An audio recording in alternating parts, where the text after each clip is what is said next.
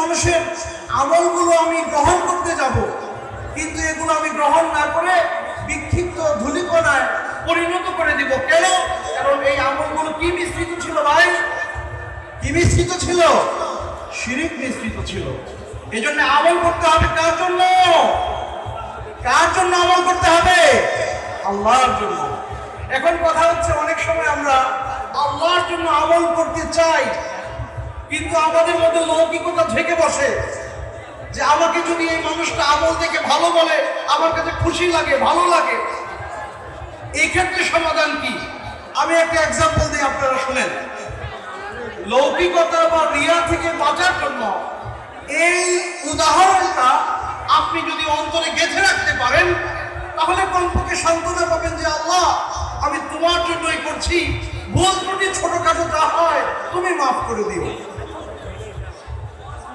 এক জায়গায় আপনারা ধান ক্ষেত চিনেন? ধান ক্ষেত, ধান ক্ষেত চিনেন? চিনেন। ধান ক্ষেতের মাঝখানে কি থাকে ভাই? দুই ক্ষেতের মাঝখানে আইল থাকে। এক ভদ্রলোক, সে তার গরু ওই আইলের মধ্যে, ধান ক্ষেতের দুই আইলের মধ্যে যে দুই ধান ক্ষেতের মাঝখানে যে আইল আছে, ওইখানে সে তার গরু ঘাস খাওয়াচ্ছে। কিন্তু তার উদ্দেশ্য ধান ক্ষেতের আইল না, উদ্দেশ্য গরু এখানে থাকবে, কিন্তু গরু ডানে খেতে মুখ দিচ্ছে, বায়ে খেতে মুখ দিচ্ছে। সে এটা দেখে গরুকে শাসন করে না, ভেতরে ভেতরে খুশি যে ঘাস যদি এক কামড় খায়, ক্ষেত খাবে কয় কামড়? 2 কামড়। এতে করে কি হবে? গরুর পেট তাড়াতাড়ি ভরবে। আচ্ছা, এই পরিস্থিতি যদি জমিওয়ালা দেখে দূর থেকে, তাহলে এই রাখালকে এই আইলে ধান খাওয়াচ্ছে সে দুই দিক থেকে, আর আইলের মধ্যে গরু চড়াচ্ছে, তাকে অনুমতি দিবে না দিবে না? দিবে? দিবে না। পক্ষান্তরে আরেকজন রাখাল, সেও আইলের মধ্যে গরুকে ঘাস খাওয়াচ্ছে। সে তার হাতের মধ্যে একটা লাঠি রাখছে। কি রাখছে ভাই? লাঠি রাখছে। গরু আইলের মধ্যে ঘাস খায়, কিন্তু একটু পরে পরে গরু কি করে? খেতে মুখ দিতে চায়, ডানে পায়ে। যখনই ধান খেতে মুখ দিতে চায়, তখন ওই ভদ্রলোক কি করে? ওই রাখাল তার লাঠি দিয়ে এখানে শাসন করে, বাড়ি দিতে চায়, শাসন করতে চায়, যাতে করে ডানে বায়ে সে ধান খেতে পারে না পারে, ধান খেতে না পারে। তো এই অবস্থা রাখালের এই অবস্থাটা ওই জমির মালিক দেখলো। আচ্ছা, আমাকে বলেন তো আপনারা, এই দুই রাখালের মধ্যে কি কোনো পার্থক্য আছে? আছে। প্রথম রাখাল, তার উদ্দেশ্য হচ্ছে জমির ধান খাওয়ানো, কিন্তু গরু রাখতেছে কোথায়? আইলের মধ্যে। আর দ্বিতীয় রাখাল, তার টার্গেট হচ্ছে আইলের মধ্যে ঘাস খাওয়াবে এবং হাতে লাঠি রাখছে। গরু যখন ধান খেতে কামড় দিতে চায়, সে লাঠি দিয়ে শাসন করে। এখন এই চিত্র যখন জমিওয়ালা দেখবে, তখন দ্বিতীয় রাখালকে ভালোবাসবে, কারণ সে চেষ্টা করতেছে তার গরুকে নিয়ন্ত্রণ করতে। তারপরেও গরু যেহেতু কথা শুনে না, 1-2 কামড় কিন্তু ডানে বায়ে হয়ে যাচ্ছে। তো যারা আল্লাহর জন্য কাজ না করে, মানুষকে দেখানোর জন্য ইচ্ছে করে, নিয়োগ করেই মানুষকে দেখানোর জন্য কাজ করে, উনি চেয়ারম্যান নির্বাচনে দাঁড়াবেন, এমপি নির্বাচনে দাঁড়াবেন, এরকম বিশাল সমাবেশে বললেন আমি একটা বিল্ডিং করে দিব, আমি এটা করে দিব, হাসপাতাল করে দিব। উদ্দেশ্য কি? আল্লাহ সন্তুষ্টি না ভোট? আল্লাহ সন্তুষ্টি না ভোট? ভোট। উদ্দেশ্য যদি এরকম থাকে, এটা আল্লাহ কখনো কবুল করবেন না। কিন্তু ওই যে দ্বিতীয় রাখাল, তার উদ্দেশ্য ছিল ঘাস খাওয়ানো, আর গরুকে শাসনের জন্য লাঠিও রাখছে, তারপরেও একটু আধটু ভুল হয়ে যায়। তাহলে আপনার উদ্দেশ্য যদি আল্লাহর জন্য হয়, মাঝখানে একটু আধটু মানুষের জন্য লৌকিকতা যদি ভেতরে আসেও, আল্লাহ আমাদেরকে ক্ষমা করে দিবেন, বলেন ইনশাআল্লাহ। তাহলে আমরা কোন রাখালের মতো হতে চাই? প্রথম রাখাল না দ্বিতীয় রাখাল? দ্বিতীয় রাখাল। আল্লাহ তৌফিক দান করেন, বলেন আমিন। তারপরের প্রশ্ন আসছে, আলেম ওলামাদের মধ্যে পরস্পর হিংসা বিদ্বেষ সাধারণ মানুষের চেয়েও বেশি। কথা কি সত্য?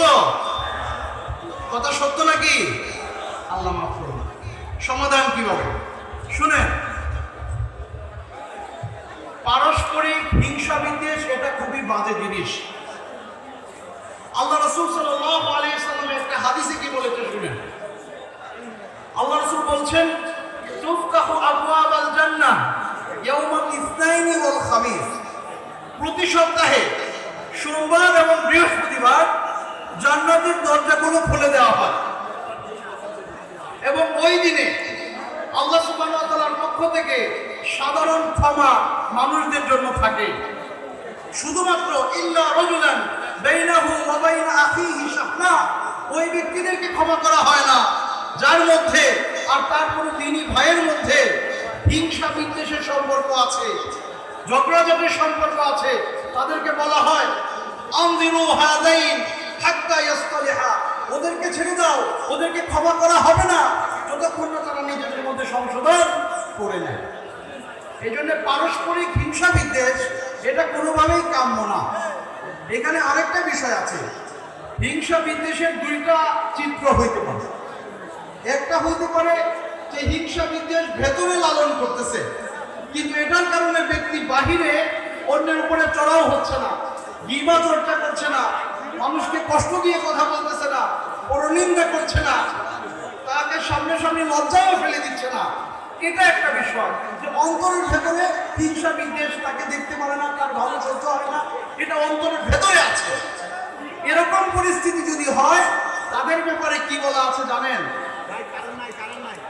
আল্লাহ সুবহানাহু ওয়া তাআলা কোরআনে বলছেন, ওয়া নাযা'না মা ফি কুলুবিহিম মিন দিল।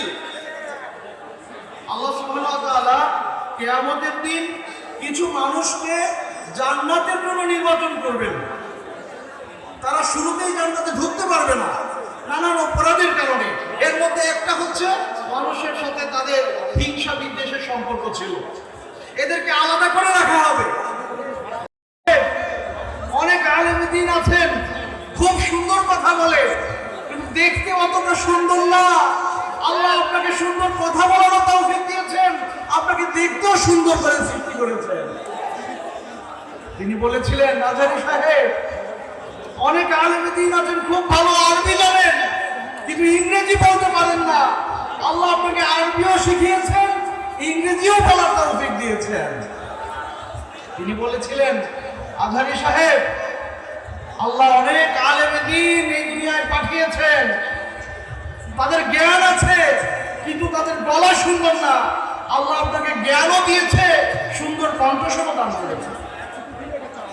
তিনি বলেছিলেন, আজহারী সাহেব, আমাদের অনেক আলেম দ্বীন আছেন যারা বলতে পারেন, লিখতে পারেন না।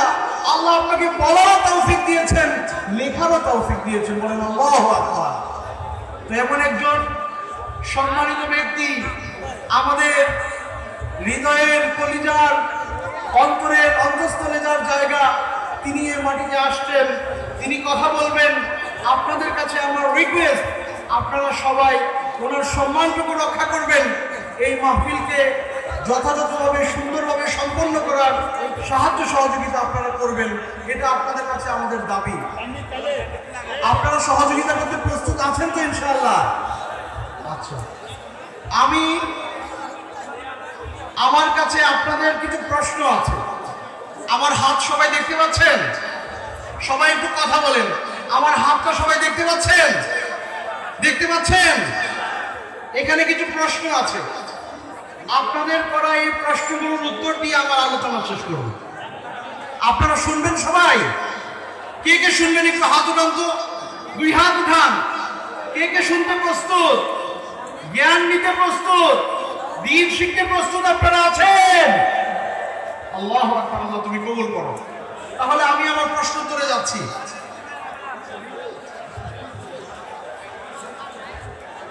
প্রথম প্রশ্ন এসছে, রিয়া বা লৌকিকতা থেকে কিভাবে বেঁচে থাকবো? প্রশ্ন করেছেন, লৌকিকতা থেকে আমরা কিভাবে বেঁচে থাকবো? আমাদের মাঝে লৌকিকতা আছে না নাই? কথা বলেন, আছে না নাই? লৌকিকতা যদি থাকে, আল্লাহ সুবহানাহু ওয়া তাআলা তিনি বলেছেন, তারাক্তুহু ওয়া শিরকা, কেউ যদি আমার ইবাদত করতে গিয়ে আমার সাথে কাউকে শরীক করে, আমি সেটা বর্জন করি। আল্লাহ রাসূল সাল্লাল্লাহু আলাইহি ওয়াসাল্লাম আরেক হাদিসে বলেছেন, ইন্না আখওয়াফা মা আখাফু আলাইকুম আশ-শিরকুল আসগর। আমি তোমাদের মধ্যে সবচেয়ে বেশি যে জিনিসটা ভয় করি সেটা হচ্ছে ছোট শিরক। সাহাবায়ে কেরাম জিজ্ঞেস করলেন, ওয়া মা শিরকুল আসগর ইয়া রাসূলুল্লাহ, ছোট শিরক এটা আবার কি জিনিস ইয়া রাসূলুল্লাহ?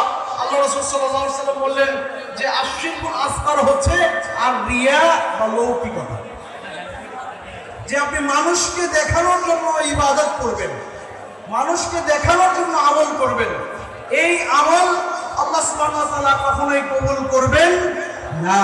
আল্লাহ কোরআনে বলছেন, ওয়া কাদিমনা ইলা মা আমিলু মিন আমালিন ফাজআলনাহু হাবাআন মানসুরা।